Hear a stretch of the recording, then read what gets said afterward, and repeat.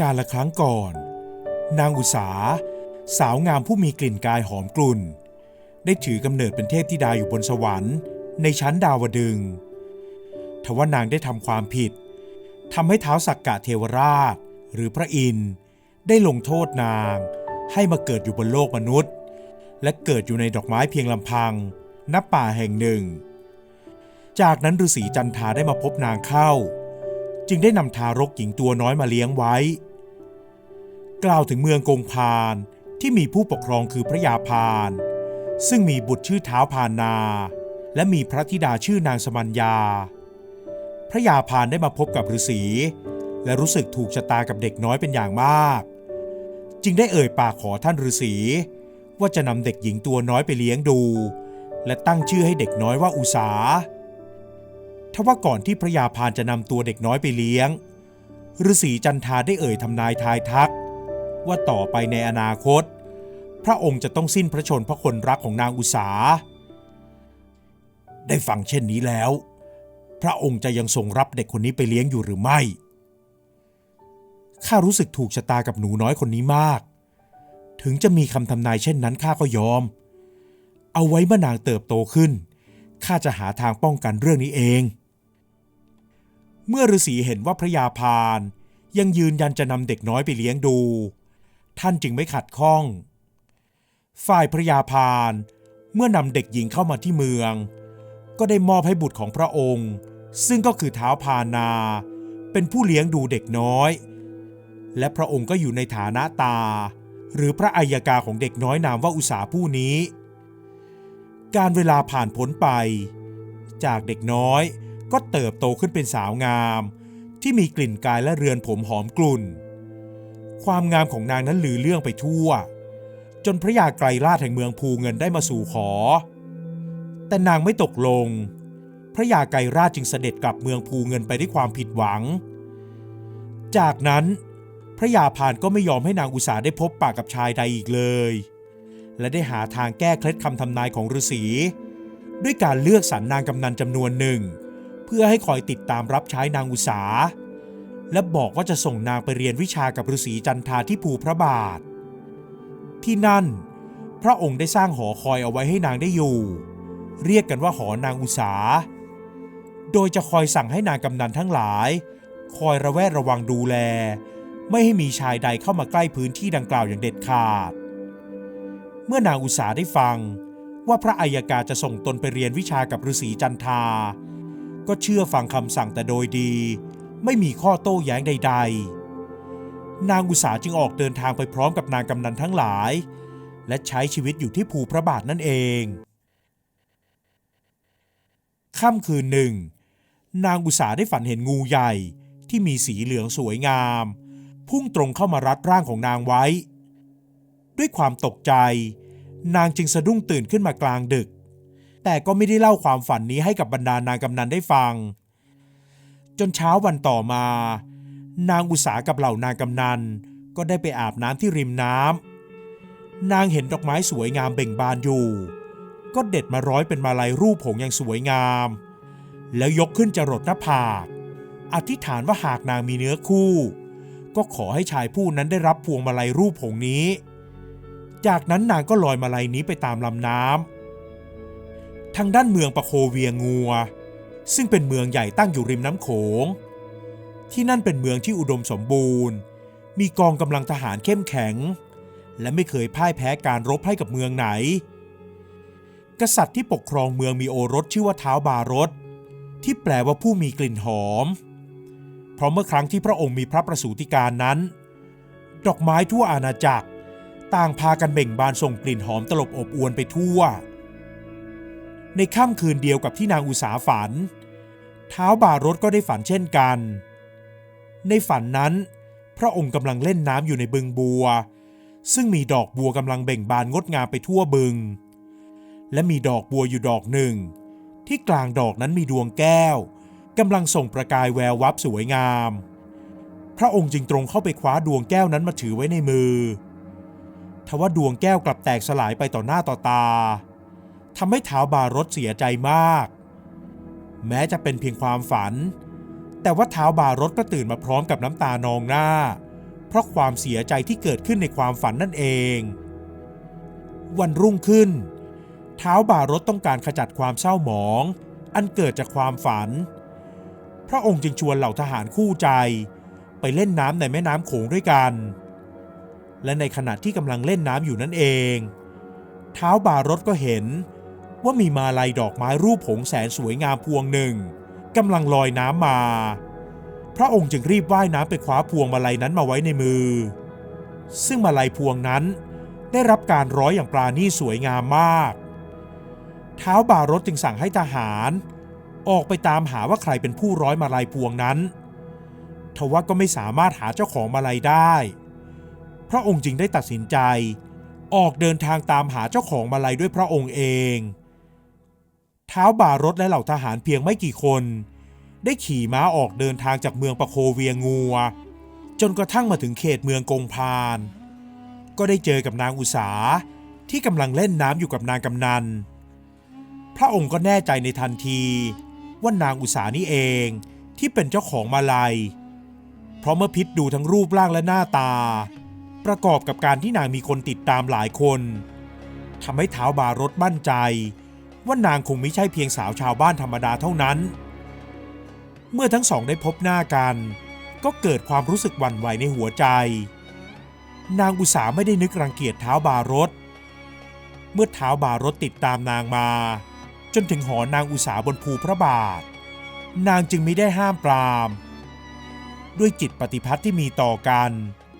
ทั้งสองจึงได้ลักลอบมีสัมพันธ์ที่ลึกซึ้งต่อกันเมื่อฤาษีจันทาได้รู้เรื่องนี้เข้า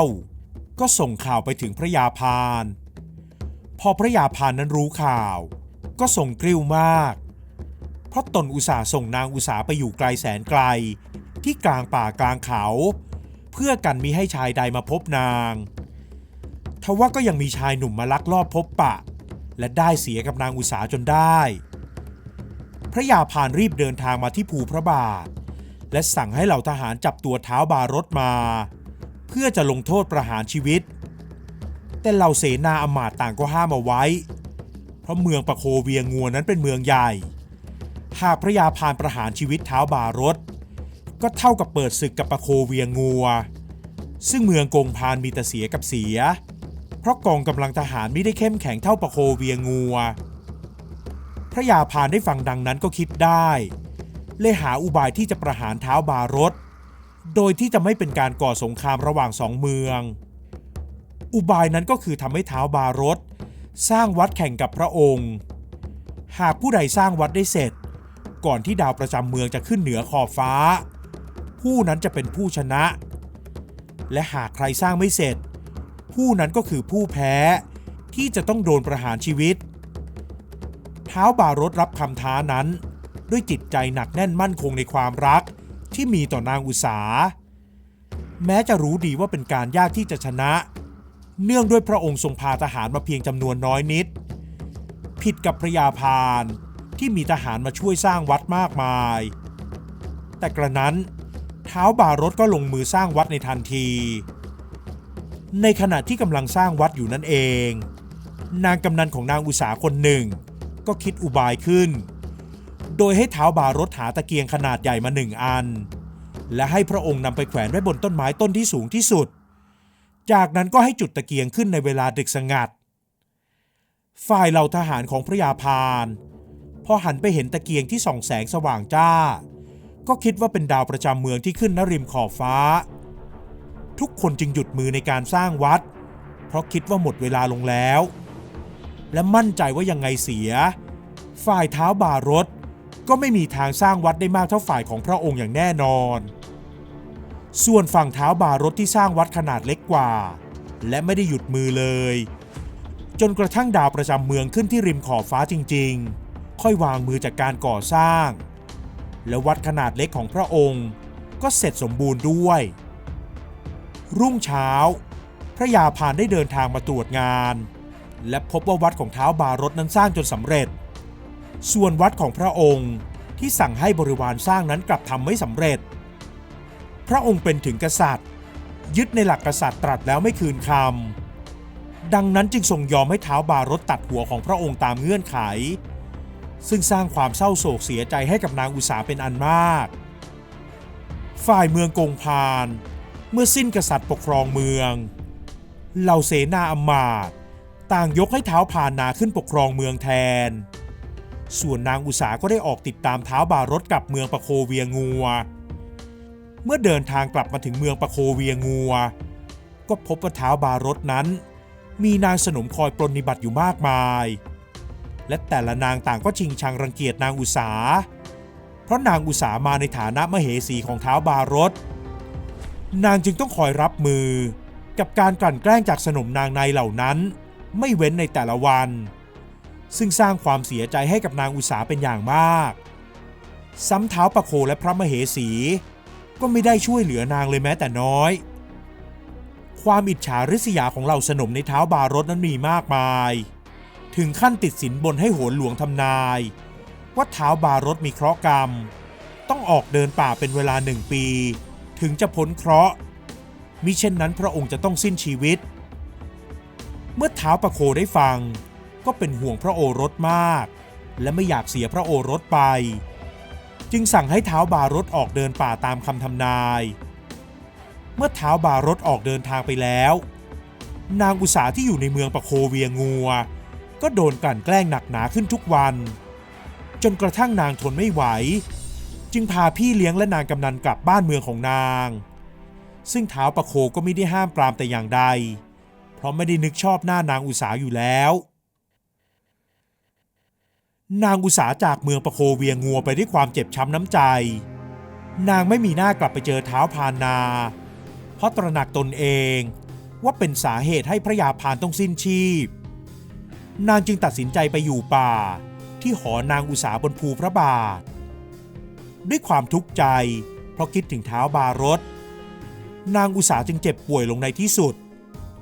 นางป่วยทั้งกายและใจเฝ้าคิดถึงสวามีอยู่ทุกเมื่อเชื่อวันจนร่างกายผายผอมหมดสิ้นซึ่งความงามที่เคยมีทว่าท้าวบารถก็ยังไม่ได้ออกติดตามหานางอย่างที่นางเฝ้าหวังการเวลาผ่านไปจนกระทั่งครบ1 ปีท้าวบารถกลับมาถึงเมืองปะโคเวียงัวก็ต้องเสียใจเป็นอันมาก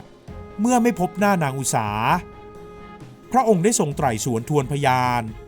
ก็ทราบว่านางอุษานั้นพาเหล่านางกำนันเดินทางกลับบ้านเมืองไปแล้วเพราะทนการกลั่นแกล้งไม่ไหวท้าวบารถจึงได้ออกติดตามหานางในทันที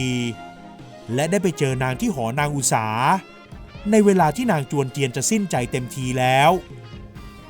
ท้าวบารถได้เข้าไปกอดนางไว้ด้วยความรักและความคิดถึงแม้ว่านาง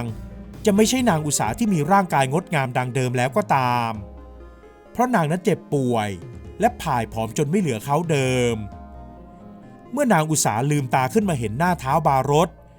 ก็รู้สึกยินดีเป็นอย่างยิ่งที่คนรักของนางได้ติดตามหานางจนเจอแล้วจากนั้นนางก็สิ้นใจไปด้วยความสุขและจิตที่สะอาดผ่องใสในอ้อมกอดของท้าวบารถส่วนท้าวบารถนั้นก็เสียใจอย่างสุดแสนพระองค์ได้ทำพิธีศพให้นางที่ภูพระบาทนั่นเองหลังจากนั้นท้าวบารถก็ไม่กลับบ้านเมืองของตนอีกพระองค์อาศัยอยู่ที่ภูพระบาทเช่นนั้นไม่ห่างจากที่ฝังศพของนางอุษาจนกระทั่งวันหนึ่งก็ได้สิ้นใจตายตามนางไปเช่นกันเมื่อได้ชดใช้กรรมบนโลกมนุษย์จนหมดสิ้นตามที่ท้าวสักกะเทวราชมีองค์การไว้นางอุษาก็ได้กลับขึ้นไปเป็นเทพธิดาบนสวรรค์ส่วนท้าวบารถก็ได้ไปเกิดเป็นเทวดาเช่นเดียวกันและได้ครองรักกับนางอุษาที่บนสวรรค์นั่นเอง